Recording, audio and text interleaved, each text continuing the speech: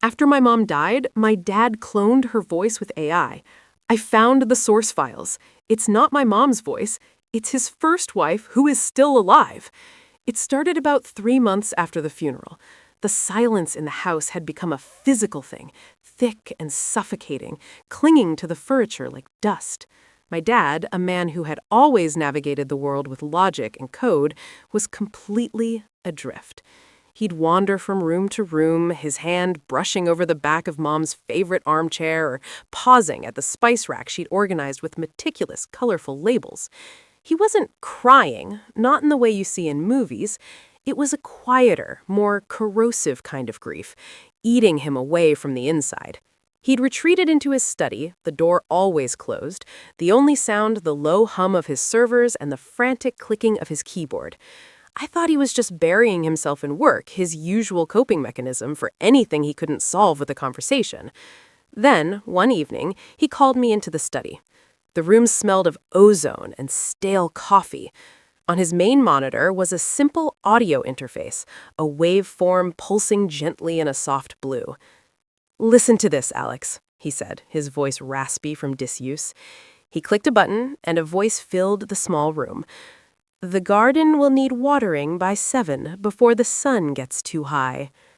It was almost her. It had her cadence, the slight lilts at the end of a sentence, the specific warmth she used when she was reminding us of some small domestic task. But it was wrong. It was like a photograph that was just slightly out of focus. A ghost in the machine. My stomach twisted. "What is that?" I asked, my own voice barely a whisper. "It's a memorial," he said, not looking at me, his eyes fixed on the screen. I fed all of her old voicemails, the home video audio, everything I could find into a neural network. It learned her voice. She can still be here. We can ask her things. He demonstrated, typing into a prompt, "What was the name of that little Italian place we loved in the city?" The voice responded instantly with that same hollow perfection. "Trattoria del Ponte, my love. You always ordered the carbonara." It was chilling. It was a desecration. We argued, the first real argument we'd had since she got sick. I told him it was morbid, that he was building a puppet out of her memory. He told me I didn't understand, that this was how he could keep her close. After that, the voice became a permanent fixture in the house. It would read the morning news, announce the weather, remind him to take his medication, a sterile, digital replacement for the woman who was the vibrant, chaotic heart of our home. I tried to ignore it. I focused on packing up her clothes, sorting through her books, tasks that felt real and final. But the voice was always there, a low hum of imitation in the background. Last night, I couldn't sleep. The wrongness of it all was eating at me. I crept downstairs to my dad's study, planning to just, turn it off, unplug the server, something. His computer was unlocked, the screensaver a photo gallery of him and Mom smiling on a beach somewhere. A fresh wave of grief hit me so hard I had to grip the desk. And that's when I saw it. On his desktop, a folder labeled Project Nightingale, Source. My curiosity, a sick, desperate kind of curiosity, got the better of me. I clicked it. Inside were dozens of subfolders filled with audio files, but the file names weren't what I expected. They weren't mom_voicemail 2018 or Christmas_video 2020. They were labeled with a name I hadn't heard in years, a name that was a forbidden whisper in our house. Clara Interview 01. Clara Phone Call Segment A. Clara Reading Proust. Clara. My dad's first wife. The one he never ever talked about. The one who left him long before I was born. My blood went cold. I opened one of the files, a short clip of a woman laughing. It wasn't my mother's laugh. It was higher, clearer. Then I played one of the final render files from the AI, and I heard it. The AI hadn't cloned my mom's voice. It had been trained on this other woman's voice and then, I guess, tweaked and modulated to sound like my mother, a cheap imitation built on a different foundation entirely. I frantically searched her name online. Clara Reed. She wasn't a ghost. She was very much alive, a professor at a university 3 states away, with a recent faculty photo smiling back at me from the screen. And now her voice is the one haunting my house, wearing my dead mother's name like a costume. My dad didn't build a memorial. He built a replacement, and he used a living woman's voice to do it. I just stood there, frozen in the cold blue light of the monitor, my hand still on the mouse. The hum of the server rack in the corner of the study suddenly sounded monstrous, like the breathing of some sleeping beast. My dad's whole project, his digital seance, was a lie. It wasn't just a creepy, misguided attempt to cope. It was a deliberate, calculated deception. He hadn't resurrected my mother's voice. He had stolen someone else's and dressed it up in her memory. A knot of something hot and acidic tightened in my gut. It was a feeling beyond grief, a betrayal so fundamental it felt like the floor had dropped out from under me. Every time that voice had spoken, every time he'd interacted with it, he hadn't been talking to a ghost of Mom. He'd been talking to a ghost of Clara. I backed away from the dusk slowly, my sneakers silent on the hardwood floor. I couldn't breathe in that room anymore. It felt contaminated, like a crime scene. I crept back into the hallway, the darkness of the house feeling different now, charged with this new, sick secret. I went to the kitchen and poured a glass of water, my hand shaking so much that it rattled against my teeth. I leaned against the counter, the cold granite a small, solid anchor in a world that had just been spun off its axis. Why would he do this? The question hammered at the inside of my skull. It couldn't have been a lack of material. We had years of home videos, decades of Christmases and birthdays and random summer afternoons captured on tape. We had voicemails she'd left me just weeks before she died, her voice weak but still unmistakably hers. He had the data. I knew he did. This wasn't a shortcut. This was a choice. He chose to use Clara's voice as the foundation. He chose to build his perfect digital wife, not from the woman he'd spent 30 years with, but the one who had left him. The thought made me feel physically ill. What did that mean? Was my whole life, my whole family built on some kind of lingering obsession? Was my mother just a stand-in all along? The questions were corrosive, eating away at every memory I had of my parents. Their easy laughter, the way he'd look at her across a crowded room. Was it all a performance? Was he always seeing someone else? I felt a sudden, desperate need to protect my mom's memory from him, from this house, from the lie he installed in its very walls. As on cue, a soft, synthesized chime echoed from the smart speaker on the kitchen island. Then the voice spoke, filling the silent room. A reminder for Alex, your chemistry midterm is on Friday. Don't forget to review the chapter on organic compounds. It was using that gentle, encouraging tone it always did, the one he must have programmed to mimic Mom when she was trying to motivate me. Hearing it now, knowing its true source, was like a physical blow. It wasn't my mom. It wasn't even a ghost of her. It was a stranger. A stranger named Clara, filtered through a machine, being made to speak my mother's thoughts.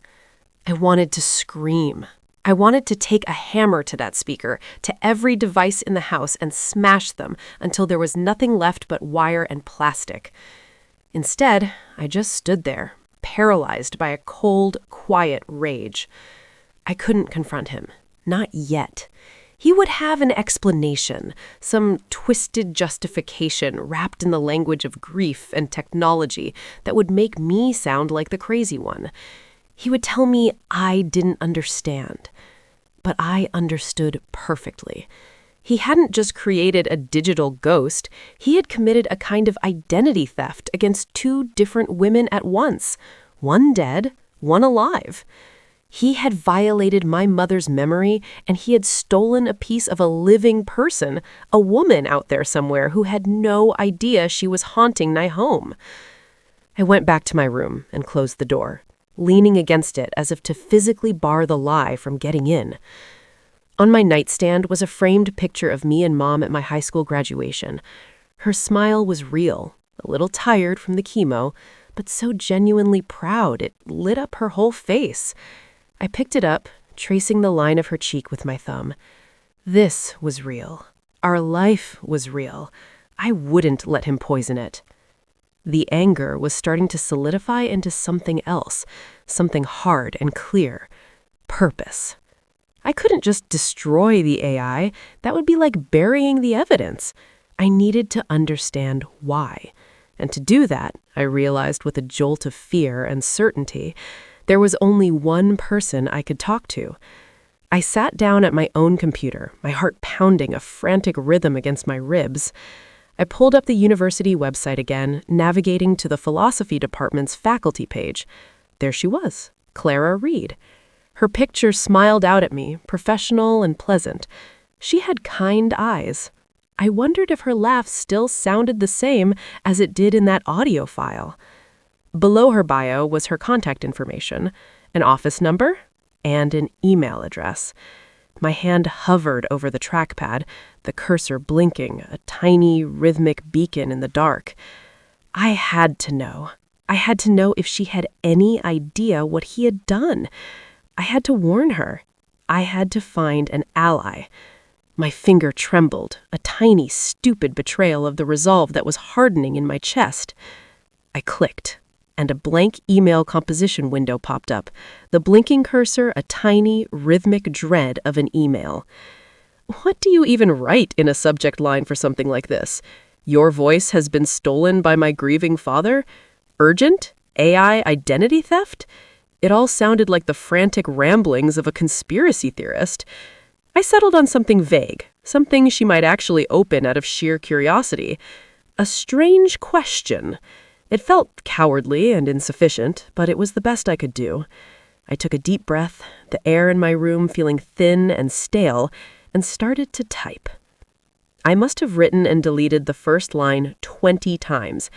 Dear Professor Reed felt too cold, too formal for the bomb I was about to drop in her lap.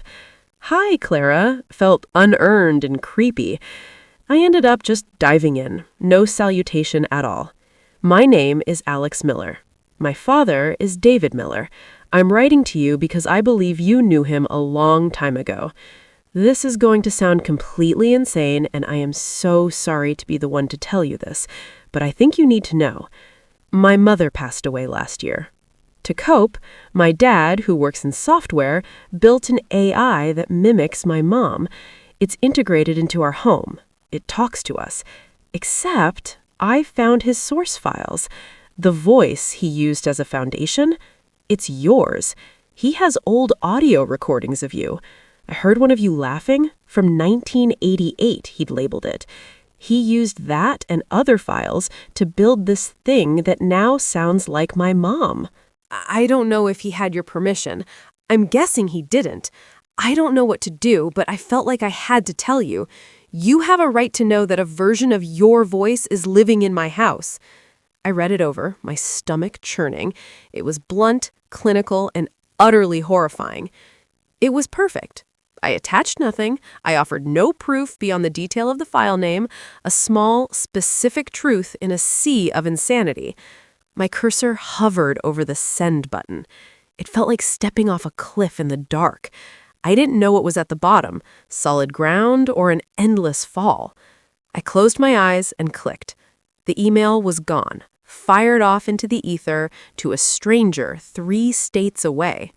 For a second, there was nothing but the quiet hum of my laptop fan. Then, a wave of panic so intense it made me dizzy wash over me. What had I just done?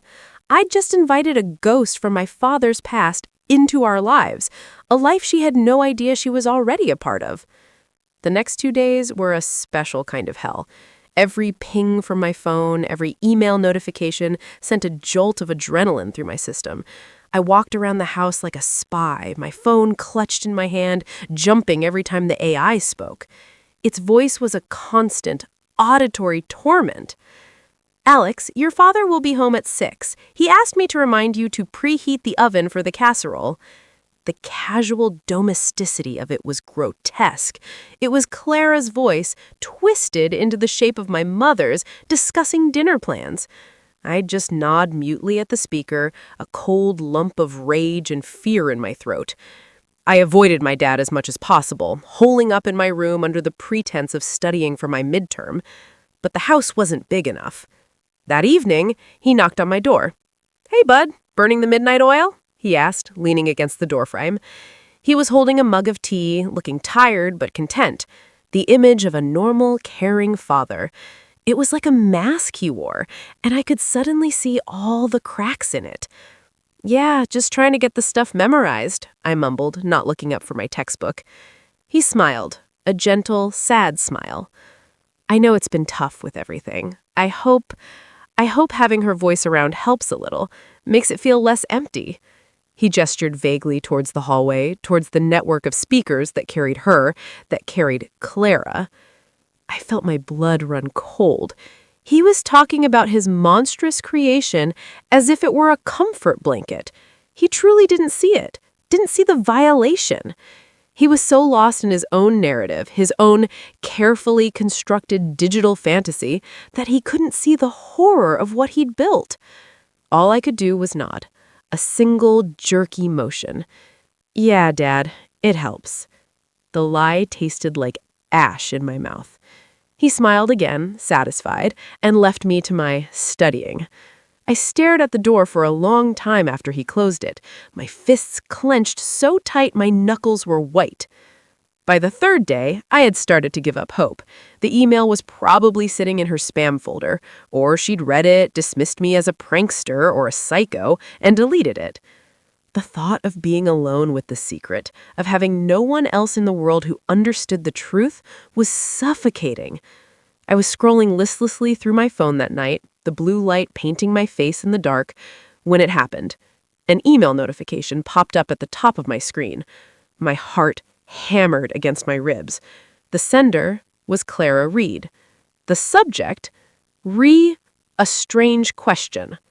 I held my breath, my thumb shaking as I tapped to open it.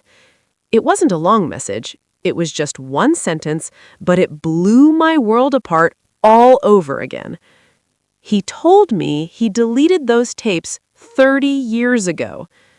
I stared at the screen, at that single line of text. It was for a project of his, a proto-synthesis experiment. He said he wanted to preserve my voice because he loved the sound of it. I thought it was romantic, young and stupid. She let out a short, bitter laugh that sounded nothing like the one on the recording. When we broke up, it was messy. I told him to destroy them. I made him promise. I didn't want him to have that part of me anymore. I leaned my head against the rough bark of the tree, closing my eyes. I could picture it. 2 young students, in love, playing with technology that would one day tear my own world apart. "He never let you go," I said, the words tasting like poison.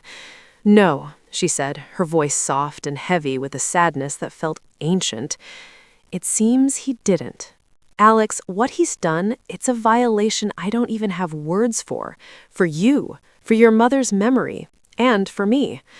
A fragile, unspoken alliance formed between us in that moment, a bond forged in my father's long, simmering obsession. "So what do we do?" I asked, the question hanging in the cold night air between us. "What can we possibly do?" There was a long silence on the other end of the line, so long I thought she might have hung up. All I could hear was the faint, staticky sound of her breathing and the distant whisper of the wind through the bare oak branches above me. When she finally spoke, her voice was low and taut, like a wire stretched to its breaking point. "What we do," she said slowly, carefully, "is we take back what he stole." The words landed with a quiet finality, not a suggestion, but a declaration. It wasn't about revenge, not about exposure, not yet. It was about reclamation. He doesn't just have my voice, Alex. He has a piece of my past, a version of me that no longer exists, that I chose to leave behind. He's keeping it in a jar like a specimen, and he's pasted your mother's name on the label. That's not just a violation, it's a desecration. The way she said it with such cold, intellectual fury sent a shiver down my spine that had nothing to do with the night air. A strange, fierce loyalty to my mother, sharper than any I'd felt while she was alive, surged through me. Clara was right. This wasn't just about a lie, it was about the erasure of my mom's memory. My dad hadn't found a way to keep us with us, he had replaced her. He had taken the most sacred space a person leaves behind, their memory, and filled it with a ghost from his own past. I heard him talk to it like it's her, I heard myself say, the confession tumbling out. He asks it about its day, he tells it he loves it, and it says it back, in your voice. It's so messed up. My mom, she deserved better than that. She deserved to be remembered as herself. My own voice cracked on the last few words, and I pressed the heel of my hand against my eye, fighting back a hot, useless tear. I wasn't crying for my mom's death anymore. I was crying for her life, for the 30 years she'd spent loving a man who was apparently still in love with someone else. I know, Clara said softly, her anger momentarily giving way to a deep, resonant empathy that reached through the phone and anchored me. She did. And you deserve better, too. You deserve a father who isn't living in a digital fantasy. She took a breath. Okay, you said the files are on a server in his office? The original recordings, not just the AI model? I nodded, even though she couldn't see me. Yeah, I saw the directory, a folder labeled CR/source. It had dozens of audio files inside, from 1993, the year my parents met. The thought was a fresh stab of pain. Hugh was building his future with my mom while clinging to the pieces of his past with Clara. We need them, Alex, she said, her tone shifting, becoming more focused, more strategic. We need the source files. Without them, it's just your word against his. He could say he built the voice from scratch, that any resemblance is a coincidence. But the original tapes? Those are undeniable proof. A knot of fear tightened in my stomach. His office is locked, I said, my voice dropping to a whisper again as I glanced back at the house. The windows were dark except for the faint, flickering glow from the living room. He keeps the key with him, and the server, the whole computer, it's password protected. I don't know how I could ever get to them. The task felt monumental, impossible. I was just a kid in his house, under his roof. He was the one with all the power, all the control. I was just the one who knew the secret. I can't just break in. He'd know. The image of his sleeping face flashed in my mind again. The frail, grieving man. How could I do this to him? But then, the sound of the AI's voice echoed in my memory, saying good night, and the resolve hardened in my gut again. He had done this to us. You won't have to break in, Clara said, her voice steady and reassuring. We just have to be smart. Think, Alex. Your dad. Passwords. People are predictable. They use things that are meaningful to them. Anniversaries, birthdays, pet names. But your father, a man who would keep something for 30 years, he's not just sentimental. He's obsessive. The password won't be about your mother. It will be about a time he wants to preserve. It will be about 1993. It might even be about me. It was a chilling thought, but it also felt undeniably true. He wouldn't have used my mom's birthday to protect the recordings of his first love. What did he call you? I asked, the question feeling strangely intimate. Did he have a nickname for you? There was another pause. When she spoke again, her voice was laced with a tired sadness. He called me his lodestar. You know, the star that sailors used to navigate by. He said I was his fixed point. It was the kind of thing you find incredibly romantic when you're 22. She sighed. Try that, or some variation of it. Try dates from that year. Try the name of the project he was working on. Be careful. Go slow. The most important thing is that he can't know you were in there. An idea was beginning to form, a risky, terrifying plan. My dad had a weekly poker game with some friends from work, every Thursday. He was always gone for at least 4 hours. That was 2 days from now. It was my only chance. I have an idea, I said, my heart starting to pound with a mixture of terror and adrenaline. My dad has a weekly poker game with some friends from work, every Thursday. He's always gone for at least 4 hours. That's 2 days from now. It's my only chance. Okay, she said, her voice a firm presence in the darkness. Okay, Alex, don't do anything you're not comfortable with. If it feels too risky, we'll find another way. But if you can get those files, copy them to a drive. Don't delete anything. Just copy them. And then call me, day or night. We stayed on the line for another minute, the silence between us no longer awkward, but companionable. We were 2 strangers, a generation apart, connected by this bizarre, painful secret. We were a team. Be safe, she said finally, before we hung up. I slipped the phone back into my pocket and stood there for a long moment, the cold seeping into my bones. Then I turned and walked back toward the house, toward the sleeping man and the ghost he'd built to keep him company. I wasn't just a grieving son anymore. I was a saboteur, and I had a mission. The next 2 days were a masterclass in psychological torture. Every interaction with my dad was filtered through the lens of my secret. When he asked me how my day was, the simple question felt like an interrogation.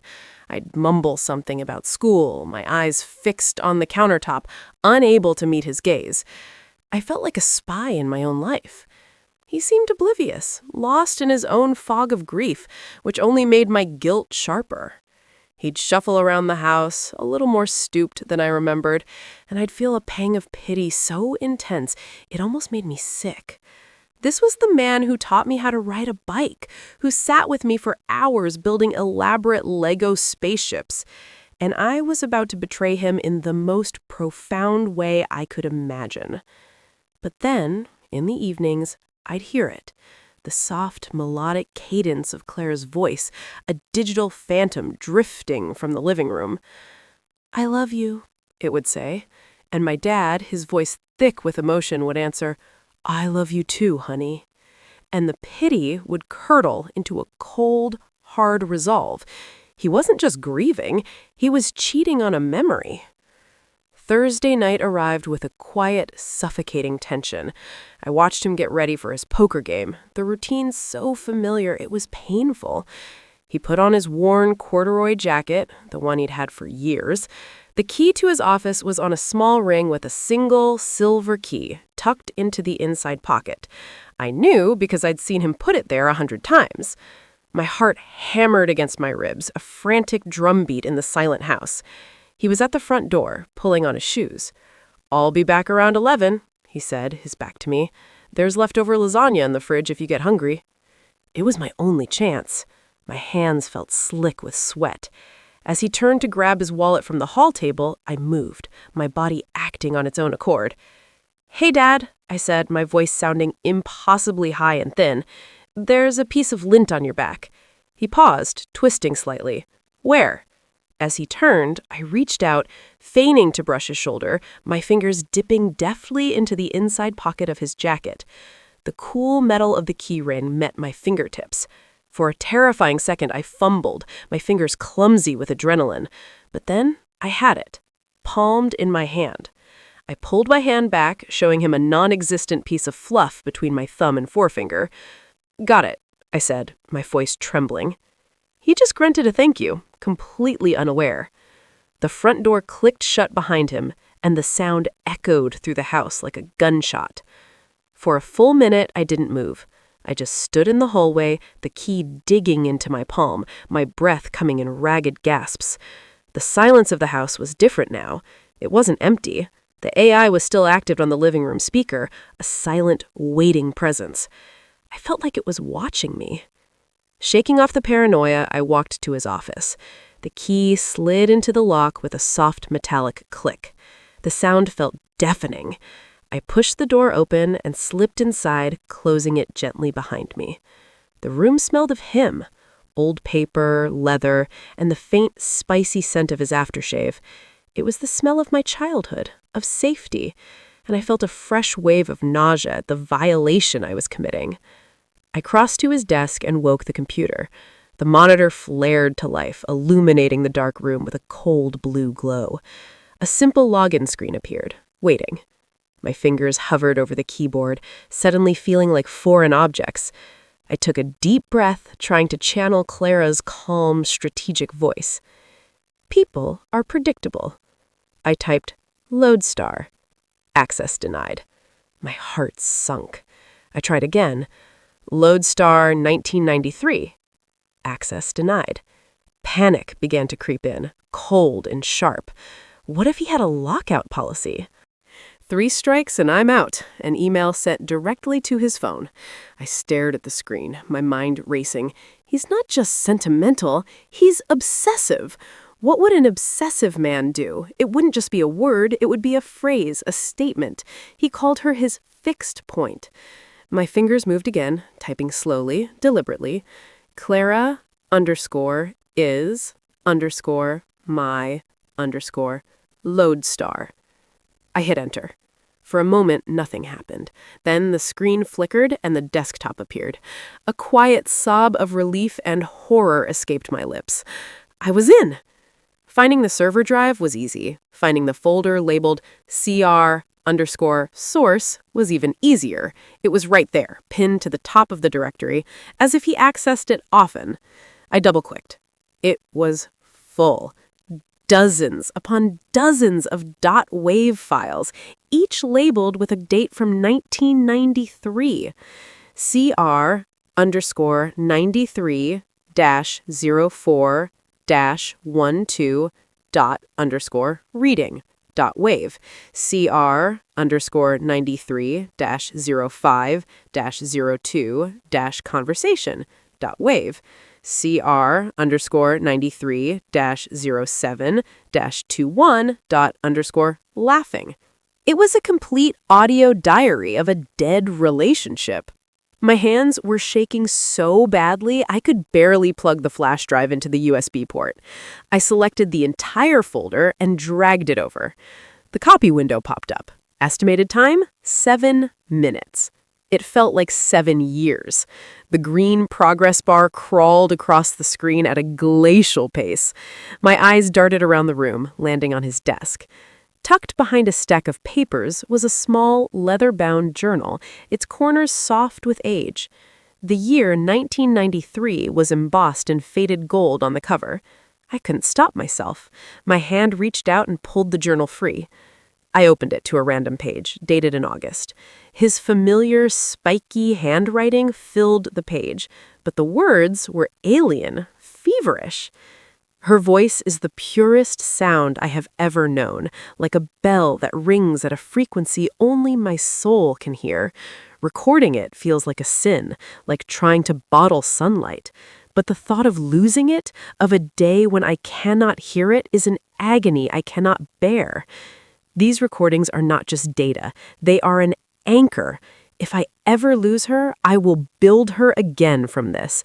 I will have my lodestar always. The book fell from my fingers, landing with a soft thud on the desk. This wasn't a project born of grief for my mother. It was a contingency plan, 30 years in the making, for a loss he'd already mourned. The progress bar on the screen flashed. Copy complete. I slammed the journal shut, my mind reeling. I jammed it back into its hiding place, trying to position it exactly as it had been. I safely ejected the flash drive, my fingers closing around the warm plastic. I cleared the recent documents history, closed all the windows, and put the computer back to sleep. I stood up and surveyed the room, my gaze sweeping over every surface, looking for any sign of my intrusion. The chair, the mouse, the pen on the desk, everything had to be perfect. I backed out of the room, pulled the door shut, and locked it. The click of the lock settling into place felt like a final seal on my old life. I walked back to the front hall and slipped the key back into the pocket of his jacket, which still hung on the coat rack. My part was done. I was a ghost. Back in the safety of my own room, I collapsed onto my bed, the flash drive clutched in my fist. It felt impossibly heavy, a dense little brick of lies and stolen memories. The adrenaline was gone, leaving behind a hollow, aching exhaustion. But beneath the exhaustion was something else, a cold, clear sense of purpose. I had the proof, the undeniable, soul-crushing proof. I stared at the drive for a long moment, the key to dismantling my father's carefully constructed fantasy world. Then I pulled out my phone, my thumb hovering over Clara's name. I took one last shuddering breath and pressed the screen. The phone began to ring, a lonely sound in the quiet of my room, bridging the distance between me and the only other person on earth who would understand. She answered on the third ring. Her voice was exactly as it had been on the first call, low, steady, and calm, but this time it felt less like the voice of a stranger and more like an anchor in a hurricane. "Hello?"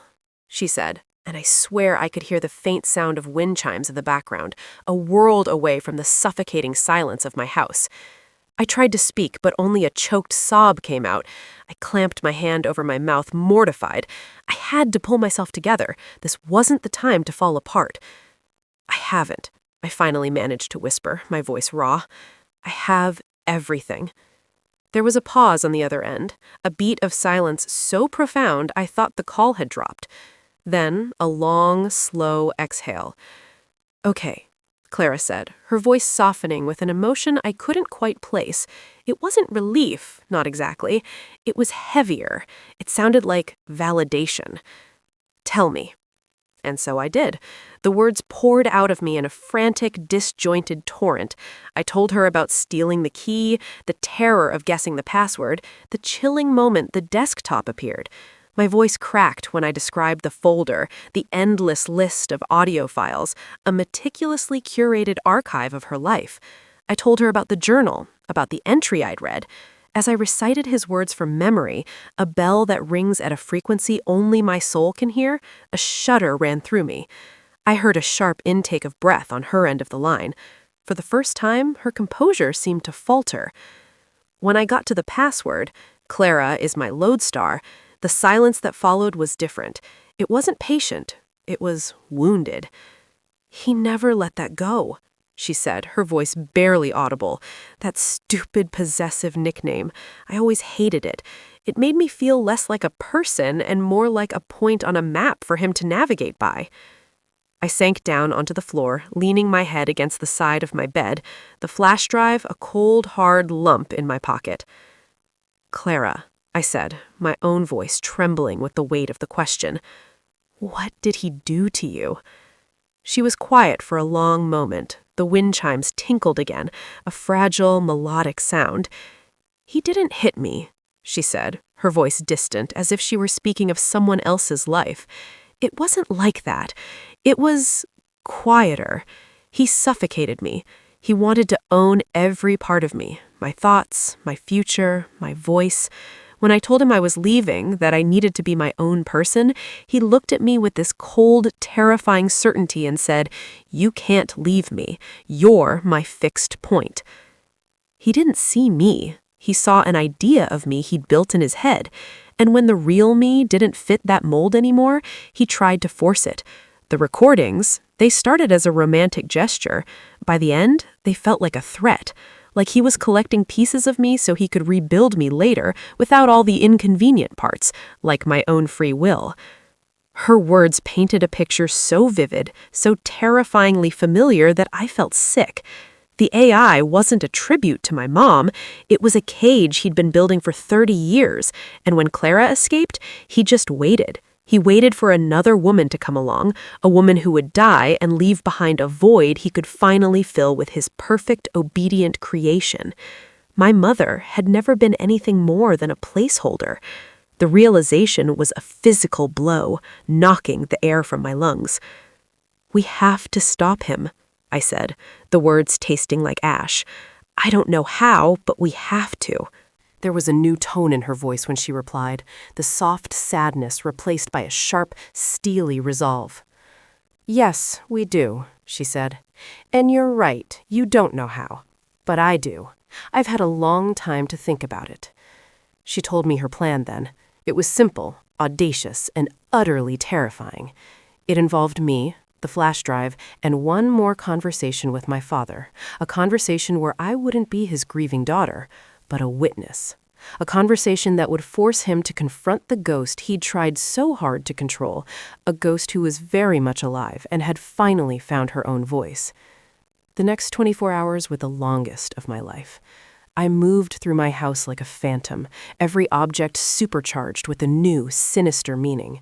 The digital photo frame on the mantel cycling through pictures of my mother wasn't a comfort, it was a prop.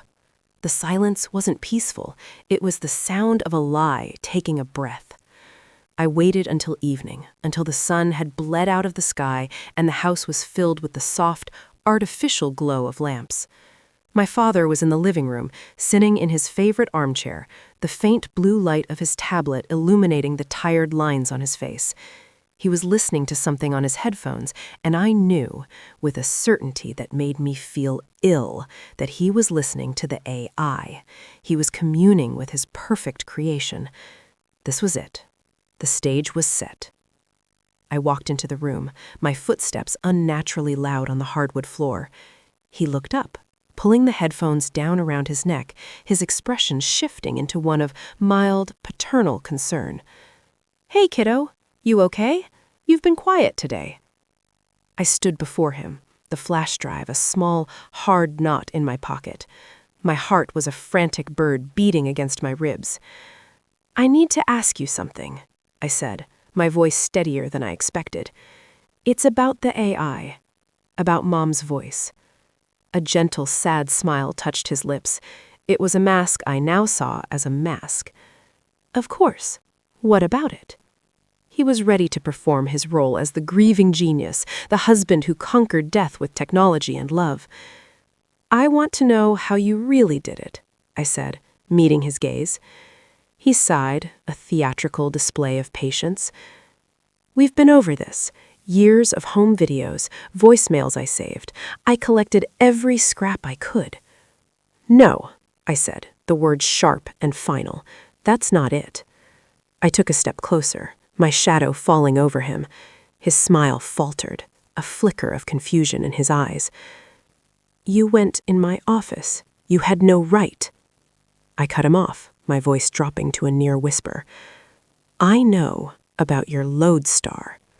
I let the word hang in the air between us, heavy and toxic. He stared at me, his mouth slightly agape, the illusion of the devoted husband completely gone, replaced by a cornered man. "You don't understand," he stammered, scrambling for control. "You're grieving, you're confused, you're twisting things." "I'm not confused anymore," I said, pulling the flash drive from my pocket and holding it up between my thumb and forefinger. "This is everything. Every file, every recording, and it's not Mom." I didn't wait for him to respond. I walked to the small Bluetooth speaker on the bookshelf, the one he used to fill the house with her voice, and paired it with my phone. He just watched me, frozen in his chair. I opened the folder I'd made.